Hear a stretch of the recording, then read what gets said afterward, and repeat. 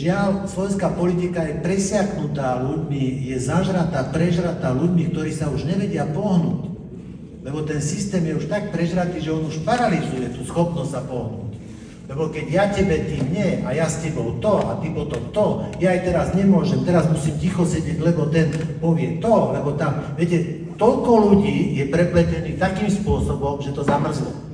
My nevieme čerpať eurofondy, lebo jeden druhého sa boja, kedy čo povie, sa vytierajú navzájom. Proste naozaj treba ľudí, ktorí za 30 rokov nič nedokázali, nič neukázali, sa s nimi rozlúčiť. Dajte nám iš svätý pokoj, my vás už nevládzeme živiť. A oni sa hrajú na podnikateľov. Rozumiete, že sme si totálne pomýlili svet. Podnikateľ má platiť dane.